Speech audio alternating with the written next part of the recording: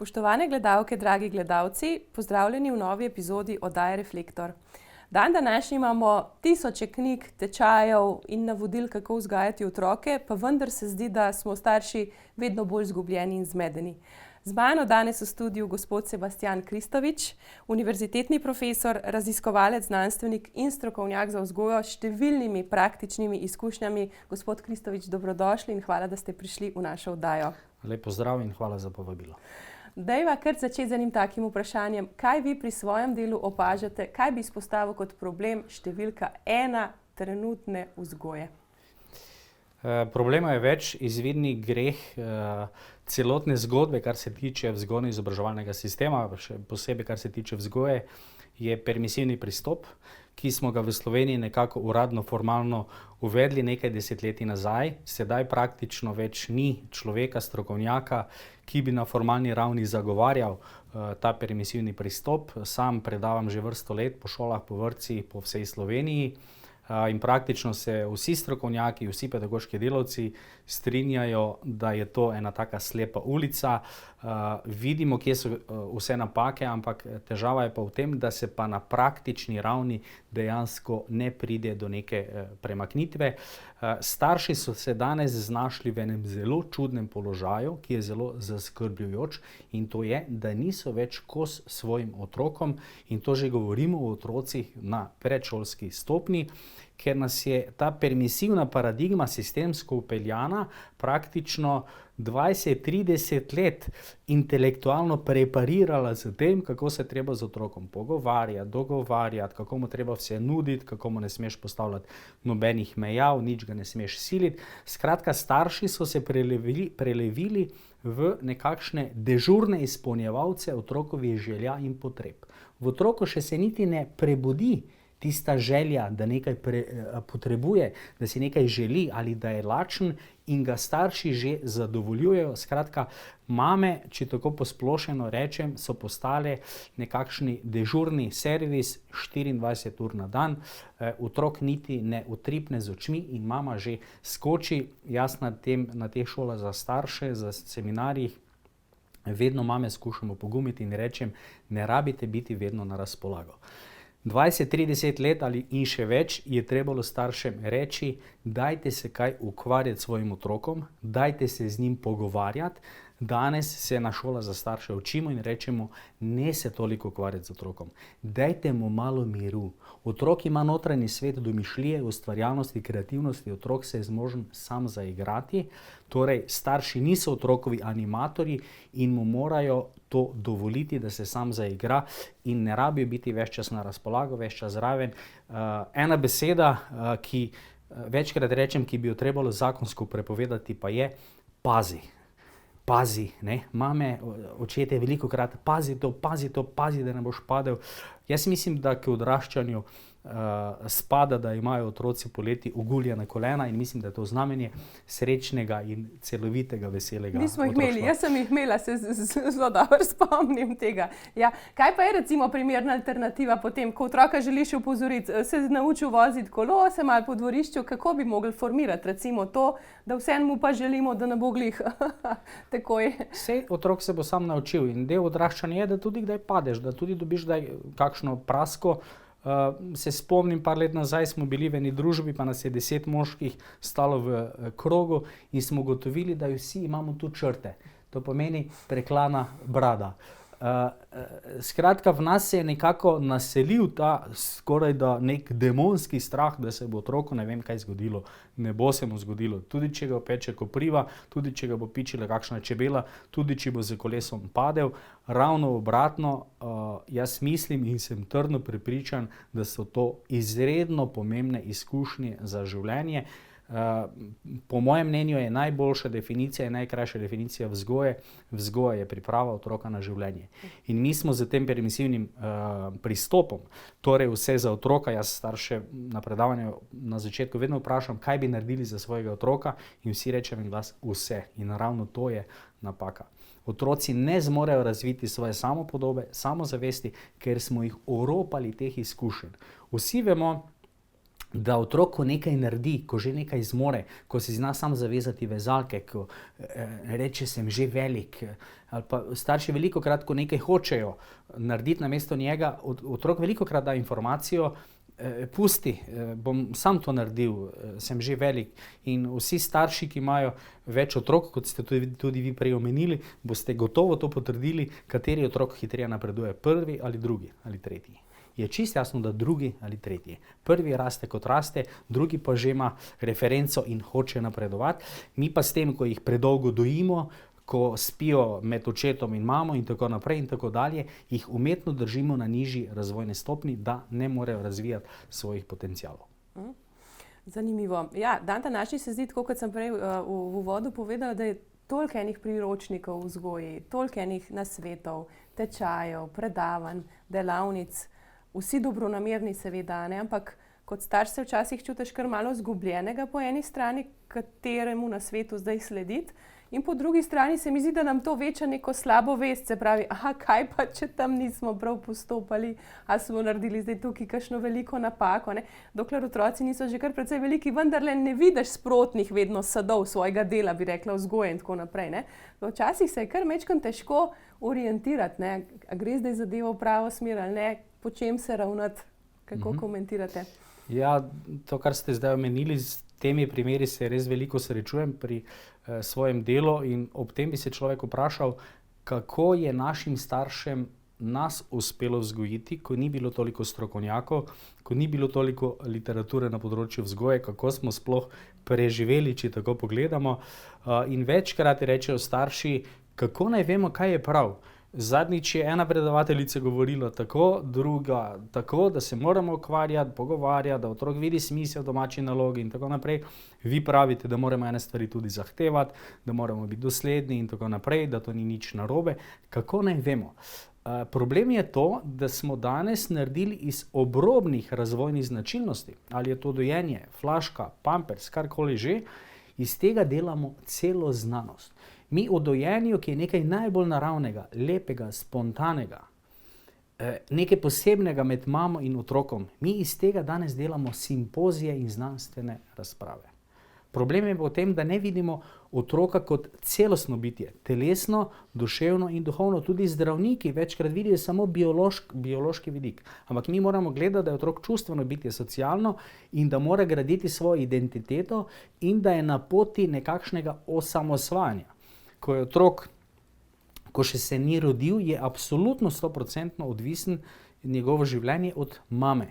Potem, ko se rodi, je že nekoliko manj, ampak še vedno je dojen in tako naprej. Potem pa z meseci, z leti se pa ta neka diferenca vedno bolj razlikuje, da otrok mora napredovati v tej avtonomiji in samostojnosti in ravno to je danes eden največjih težav, samostojnost otrok, mladostnikov. Sam predavam na večjih študijskih programih, pa imam na letni ravni skoraj 1000 študentov in imam tudi iz tega vidika prakso.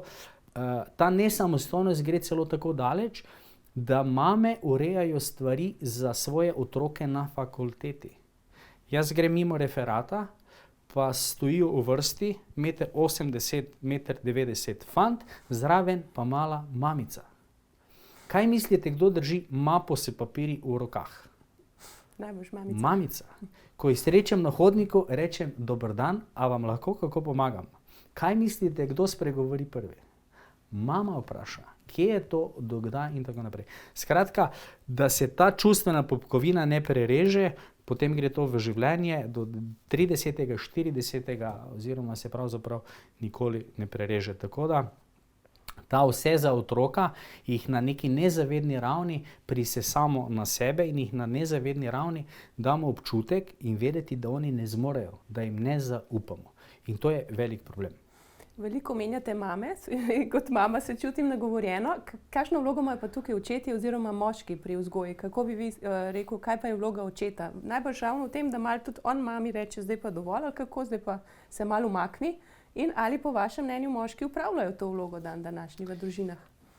Vloga očeta je izredno pomembna, enako pomembna kot vloga mame, ampak mama in oče sta vedno v neki komplementarni vlogi, torej dopolnjujoči. Oba opravljata isto funkcijo, če tako rečem, ampak vendarle so nekatere prvine, nekatero delovanje je pri očetu bolj izpostavljeno kot pri mami, to tudi mame povedo. Oče je tisti, ki sinu kaže, kje je sever, kje je jug, kje je vzhod, kje je zahod. Kaj je v življenju prav in kaj ni prav. Kaj se obnese in kaj se ne obnese. Torej, oče je tista proforma, ob kateri se oblikuje sin.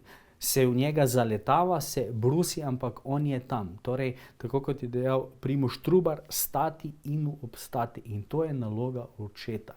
Torej, oče je steber družine in njegova temeljna naloga je, da daje družini, v prvi vrsti svoji ženi, občutek varnosti. Da je tam. Jaz, ko imam seminarje za kolektive, vedno rečem, da se vsak kolektiv razdeli v dve skupini. Tisti, ki so del rešitve in tisti, ki so del problema. Če to prenesemo na družino, oče mora biti vedno del rešitve. To pomeni, oče je tisti, ki bo sinu, tudi hčeri, da mu bo pomagal biti drzen, da si bo upal, da bo naredil korak v svet. Mama je tista, ki gladi, ki predstavlja ogenj, domačnost, družino, ki brezpogojno ljubi, seveda tudi vzgaja za življenje. Ampak oče je pa tisti steber, ki pa vendarle bolj daje tisto racionalno noto vzgoji, ker kakorkoli že, moški in ženske nismo enaki. To je čisto jasno. Ženske ste bolj intuitivna, čuteča bitja.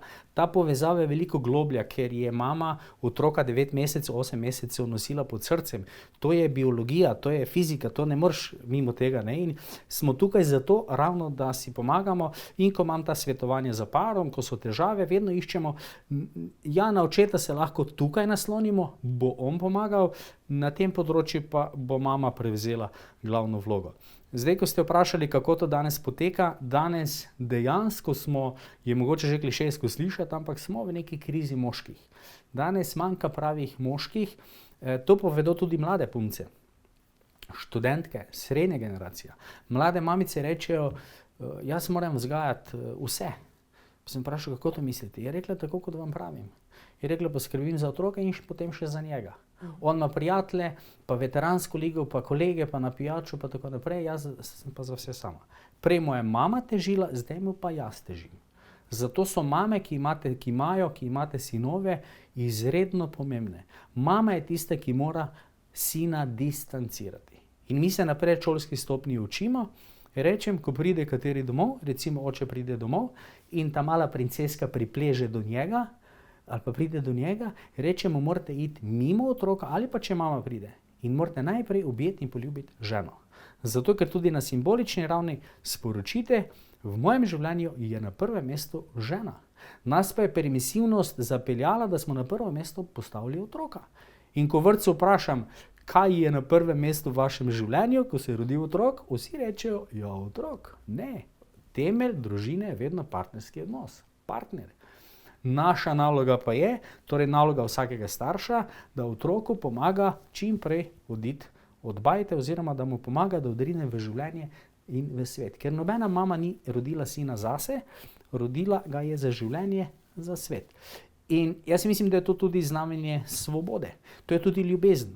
Ljubezen ni tista, ki dela odvisno, ki vleče na sebe, ampak ki daje zrak, ki daje svobodo. In ta svoboda je ključnega pomena za kakovostne odnose, za ljubezen, za občutek smiselnosti življenja, za življenjsko radost in tako naprej. No, kaj bi potem rekel, kaj je v bistvu smisel, ta glavni smisel vzgoje? Zakaj sploh vzgajamo? Kaj želimo mi, zelo na kratko, kaj želimo v enem stavku z vzgojo pravzaprav doseči? Oziroma, kaj bi moral biti naš namen? Opolnomočiti, pripraviti otroka za življenje. Privzgojiti mu veščine, da se bo tega življenja lotil. Pogumno, drzno. To pomeni, življenje ti je dano in ključna odgovornost za tvoje življenje je v tvojih rokah. Ti si pilot tega letala. In jaz, ko govorim o tem za študenti, vsi poslušajo. In vprašanje je, kaj boš iz tega življenja naredil, kako se ga boš lotil. Mi velikokrat na nezavedni ravni psihološko krivimo za svoje krivice vse druge. Nekdo, ki preveč popije in ga ustavi policija, je vedno policija kriva. Kako? Da so glih tam stali. Študent, če dobi negativno oceno, je povsem jasno, da je kriv profesor. pa kriva je vlada, pa kriv je Bog, pa mi vedno nekoga postavljamo na zatožno klop. Ampak največje človekovo dostojanstvo je ravno to, da sem jaz odgovoren za svoje vedenje. Tudi če je oče sfalil v svojem življenju, v svoji vlogi, ni toliko pomembno, kaj boš pa ti naredil, ker mi otroci velikokrat prelagajo odgovornost, ja, mi starši niso tega omogočili, mama je bila taka, oče je bil taki. Ne, to pustimo zdaj, oče je živel, ravnal najboljše, kot je znal. Tudi če je bil alkoholik ali karkoli že, če bi znal boljše, bi verjetno boljše. Ne smemo obsojati. Seveda ni prav, to ne razreši odgovornosti očeta, ampak ključno vprašanje pa je, kakšen oče boš pa ti? Kakšen mož, kakšna mama, žena boš pa ti? In to je tisto bojenje, tiste prave duhovnosti, občutek odgovornosti. To pomeni, da je glavni namen vzgoje vzgajati za samostojnost in vzgajati za odgovornost. To pomeni, da je otrok, mladostnik in kasneje v življenju sposoben reševati svoje življenjske naloge. In to mu mi moramo dovoliti v vrtcu, ko je star 4 leta, ko mu oni vzame igračo, ko ga oni drugi udari, smo mi tako navajeni, da takoj interveniramo starši. In starši takoj intervenirajo, skočijo zraven, zakaj si to in tako naprej. In jim ne pustijo, da sami urejajo svoje odnose. Te situacije so pogoste tudi v peskovniku, na igrišču. Starši kar ne meči peska, pazi na tega otroka, to uno. Ja, res se vmešavamo. Ja? Zato bi trebalo starše prav fizično odstraniti. Jaz živim v Mariboru, sem pa rojen na Ptuju in mi smo prav rekli, otroci imajo za ograjo svoje račune. To pomeni, starši se nimajo kaj vtikovati, ker mi smo se igrali skupaj, smo se stepli, ampak čez 15 minut smo bili prijatelji, se nimaš kaj drugo, če skupaj živiš. Torej, mi smo se naučili uravnavati, korigirati regulirati naše odnose, ker se treba zmeniti. In se točno vedeli, on je najmočnejši, ne se hecati, ker jih boš dobil.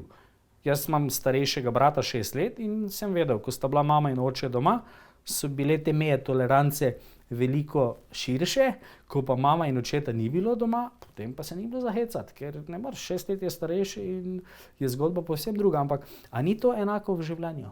Vedno imaš šefa, še papež ima šefa, torej, pa tudi ko se poročiš, vedno je nek šef, vedno nekomu odgovarjaš in tudi prav je tako. In pravzaprav smo na področju vzgoje in izobraževanja pozabili ravno na to perspektivo življenja. Še več, mi smo celo tako daleč prišli, da skušamo zakonitosti življenja, zakonitosti narave prilagoditi človeku. Mi smo celo tako daleč stopili, da življenje skušamo prilagoditi otroku in ne obratno. Mi rečemo otroku, uživaj, fajn se mej. Včasih, ko smo šli v šolo, so nam pri vratih rekli, jaz sem bil bolj divji otrok, da boš priden, da boš poslušal, da ne boš divjal in tako naprej. To je bila vsako jutranja kratka pridiga. Danes več otroci pravzaprav ne hodijo, ker so voženi, ampak danes pa jim rečemo, uživaj, imej se fajn. Mi smo še imeli, mislim, da je nekaj let nazaj, še ministrstvo je promoviralo neke čudne zgodbe, šola prijazna otroku. Jaz še danes ne vem, kaj to pomeni. Namesto, da bi jim rekli, šola je resna stvar in tako, da boš priden, poslušal in treba na začetku zagrabiti, mi jim rečemo, uživaj, imej se fajn. Zdaj, ko je bilo začetek šolskega leta, pa kot prorektor za študijski proces, ko je bil slavnosten dan, sem študentom dejal, jutri morate začeti delati. Če boste pojutrišnjem, boste že zamudili. Na začetku treba zaštartati. Ampak po drugi strani, a nima človek zadovoljstva, ko se za nekaj potrudi, ko nekaj narediš? Takrat se gradi tvoja samozavest, identiteta, samopodoba in tako naprej. Mi smo pa jih vsega tega oropali. Zato imamo pravzaprav cele generacije izgubljenih otrok. Nihče ne ve, kaj bi rad bil. Kje se vidiš čez 5-10 let? Kaj je tvoje poslanstvo? Kaj je smisel tvojega življenja? Ogromno je zdolgočasenosti, anksioznosti, depresije, bulimije, anoreksije in tako naprej. V Svetem pismu je citat, nobena vzgoja pa v tistem trenutku ni prijetna, vendar daje kasneje sad pravičnosti. Se pravi, ni prijetno vzgajati, kot zdaj razlagate, ker moraš biti dosleden, si tečen, si zatežen. Mogoče je permisivna vzgoja se zdi tudi staršem bolj prijazna v tem smislu, na prvi pogled, ker se z otrokom pogovarjaš, je v otroku v stiski, ga objemaš in tako naprej. Ampak v resnici je včasih težje to doslednost peljati, pa recimo meje res držati, meje so zelo pomembne, saj ste sam rekel, morda tudi posledica, da sledi, a ne? Kazen se tako sliši grdo, a ne? Pa ne mislimo tukaj fizičnega kaznovanja ali pa ustrahovanja, ampak da sledi tudi neka posledica, logična sankcija, če se dogovora družinskega recimo nisi držal ali držala, a ne? Točno to, dosledno vzgajati je zahtevno, moraš biti pri stvari, moraš biti v odnosu, ne moraš biti na tablici in telefonu, ampak moraš otroka videti in ga čutiti, kaj se v njem dogaja, kaj se dogaja z najstnico, kaj se dogaja z njim. To pomeni biti pri stvari. Na šola za starše, ko imam predavanje recimo za 3. triado, pa tudi tam 1., 2. letnik, ko so še v puberteti in vse to, staršem rečem, vaša naloga ni, da ste otrokovi prijatelji. Otrok ne pričakuje prijateljstva od svoje mame in od svojega očeta, ampak potrebuje očeta. Rabi stabilno figuro, rabi očeta, ki mu predstavlja vzor, pozitivno avtoriteto in ideal. Rabi očeta, na katerega bo lahko ponosen. Torej, oče predstavlja nekaj trdnega, stabilnega. To pomeni, vaša naloga ni, da ste prijatelji, ampak vaša naloga je, da ste tečni. In ko vam hčera reče, ti si najbolj zatežena mama, kar jih je na tem svetu, s to na predavanjih ogromnokrat povem, takrat ne, da mamico začne boleti srček, pa se ji začnejo solzice nabirati, pa gre v spalnico.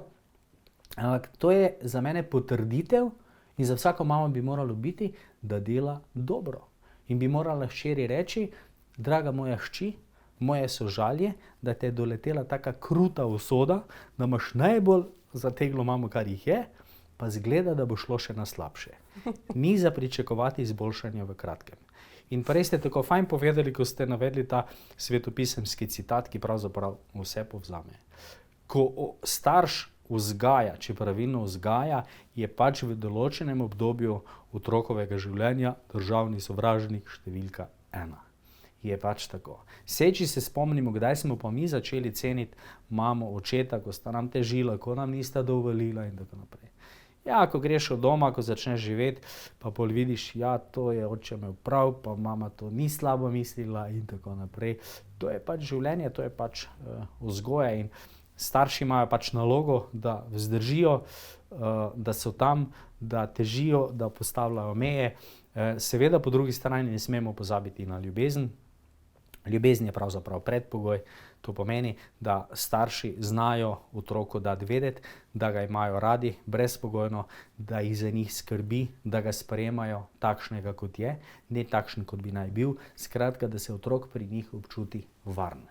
In ta ljubezen se ne kaže tako, da skušamo posteljo, ki je v spalnici, ki se ji pravilno reče zakonska postelja, da jo želimo preimenovati v družinsko posteljo, ljubezen je nekaj drugega. In ljubezen se dogaja v odnosih tekom dneva. Ne smemo pa pozabiti na perspektivo življenja. Staršem vedno svetujem, ne smete otroka gledati samo zdaj v tem trenutku, ko mu nekaj ne dovolite, ko mu je mogoče težko, ampak ga morate gledati za 10-20 let naprej. Ko sem malo se z sodelavci, sodelavkami pogovarjala in povedala, da bova snemala to oddajo, sem jih tako malo pobarala, kaj pa so družinski ljudje, to družinski očete, družinske mame, kaj je vaš number one problem v družinah? In je marsikdo izpostavil jutranja hektika, ko se nam mudi, ko moramo v službo, v šolo in tako naprej in otrok ne sodeluje. Ne? Ampak to so lahko različne starosti otroci. Najstniki se zato malo vlečejo, pa bi še malo spali, pa se ne bi pravočasno vlekli. Mali otroci seveda se nočijo obut, nočijo pravočasno v doma. Me zanima iz čisto konkretnega primera, kaj svetujete narediti v tej situaciji? Ja, to je pravzaprav posledica nedosledne vzgoje, ker mi smo lahko demokratični in permisivni, ampak na neki točki si pa treba zvečer umiti zobe in treba iti spat. Kakorkoli že. In to se pokaže najbolj zjutraj, ko smo najbolj na tesno s časom. Ker če imaš ti 2 uri časa, ne vem, zvečer, potem se ti lahko en čas prerekaš. Zdaj, ali boš šel v stran od računalnika ali ne. Ali si bil umil zobe ali ne. Zjutraj pa ni časa, pa se to toliko bolj pokaže. To pomeni, če smo mi konstantni ves čas na področju vzgoje, ves čas dosledni, bo tudi zjutraj potekalo brez težav. Dobro, nekaj je vedno te tolerance, zjutraj smo vsi malo še tako zaspani, ampak vendarle, pomembno pa je, da otrok začuti intonacijo besed mame ali očeta, da vidi, zdaj pa ni heca, zdaj se pa treba, zdaj pa zadnji čas, pa se treba urediti. In problem je to, da starši velikokrat grozijo, obljubljajo ne vem kakšne kazni, kaj od tega se zgodi? Zelo malo ali nič. In potem se čudijo, kako to, da me moj otrok ne jemlje resno. Torej, rešitev je v tej smeri, dosledna vzgoja tekom celotnega dneva, torej v celotnem skupnem življenju. In če sem prav razumela, če rečemo, če ne boš tega in tega naredil, bo posledica, da to tudi izvršimo. Točno tako. Ja. Torej, kazen ne sme biti nekaj, kar naredim jaz v jezi, ker jeza je pravzaprav moja lastna nemoč. Ampak treba razumsko premisliti in kazen je pravzaprav logična posledica otrokovega vedenja. Torej, s kaznijo ne bomo otroka tako prizadeli, da bi imel potem celo življenje travme. Seveda ne.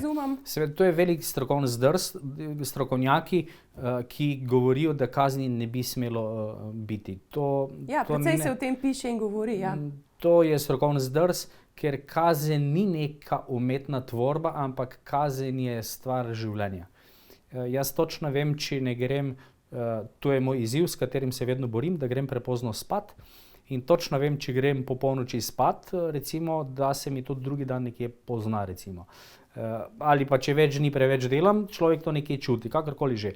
Če se dovolj ne gibaš, če nekdo se nezdravo prehranjuje 30 let, pač sledi neka kazen. Sledi neka kazen. Ja. To pomeni neka posledica človekovega delovanja ali napačnega delovanja oziroma nedelovanja, neodločitev, ki bi morale biti, pa niso. In kazen v vzgoji je ravno to, torej neka posledica otrokovega neprimernega vedenja oziroma nekaj, kar bi moral narediti, pa ne. Torej gre za življenje. Če bi tako rekli, bi jaz dejal, da vzgoja še najbolj paše tako področno strokovno gledano, ne pod področje pedagogike ali pa psihoterapije in tako naprej, psihologije, ampak pod področje etike. Etike morale. Etika morala nas uči, kaj je prav. Kaj se obnese in kaj se ne obnese. In mi otroku ne smemo reči, ti ne smeš lagati, ker te lahko dobijo. To pomeni, da ga vzgajamo, da mora pametno lagati. Torej lagati tako, da ga ne bodo dobili. Ampak otroku rečemo, lagati se ne sme. Pika. Ne zato, ker lagati se ne sme, ker je to nekaj grdega. In otrok bo točno razumel, zakaj se to ne dela. Problem je malo to, ne, da mi še imamo vedno malo tega balkanskega duha, snaži se, ne, da se moraš znajti, je Tito učil. Delo mora biti vrednota. Mi to nismo na otroke prenesli, da je delo nekaj lepega, da je to vrednota v skandinavskih državah. Če nekdo ne bi delal, je to nekaj sramotnega, zavrženega, tako kot nek alkoholik. Pri nas pa je vedno še vrednota, da se znajdeš, da ne bi delal, da ne bi, tudi med mladimi, ne, bi bili vsi tako influencerji, pa nekaj, da ne bi delali, da bi se nekaj znašli. Ne, jaz mislim, da je smisel in lepota življenja to, da najdeš svoje poslanstvo, da boš delal nekaj, kjer boš strasten, kjer se boš čutil uresničenega in te bo to delalo radostnega, veselega. Smisel življenja, veliko o tem govorite, tudi Viktor Frankl in tako naprej. Ja. Kakšna je bila pa recimo vaša vzgoja, čisto na kratko, kako zdaj kot odrasli moški gledate na to, kako ste bili vi vzgojeni? So bile dobre, verjetno in slabe stvari? V glavnem sta me starša vzgajala približno tako, kot zdaj sam učim. Torej, to je bila še vzgoja klasična, tako kot povsod je bila kazen. Jaz sem bil bolj divji otrok, sta se starša morala kar namučiti. Kaj to pomeni, recimo? Živahen ali niste veliko bogov? Ali kako? Ja, živahen. Recimo brat je bil bolj ubogljiv, meni je trebalo večkrat reči, meni je bilo povsod polno in tako naprej, nisem vedno poslušal. Če sem dobil kakšno delo za narediti, sem poskušal to odlašati, bom kasneje, bom jutri, pa zdaj to moram ravno jaz, zakaj ne, in tako naprej. Ampak velik plus je pri mami in očetu bil, da sta bila uglašena. Tudi vem, ko sem bil kot najstnik, mi smo generacije diskotek, jaz sem prav razmišljal, kako najti pravi trenutek, kdaj vprašati, da bi šli ven. Ker oče je imel privat, ne, in so bile stranke in tako in sem vedno našel, ali pa kakšni obiski in sem vedno našel pravi trenutek, ali pa če so bili kakšni obiski, sem počakal kakšno uro in pol in sem potem vprašal in potem je oni gospod, gospod Franc mu je bilo ime, in ko oče že začel nekaj komplicirati, je gospod Franc rekel, Janko, očetov Janka bilo ime, pravi, Janko, ne komplicirati, najmladi gredo, kdaj bodo šli, če ne zdaj, pa je tako še kaj povleko ven. Skratka, mama in oče sta bila usklajena in večkrat pa je oče dejal, a si vprašal že mamico, se bova z mamo pogovorila.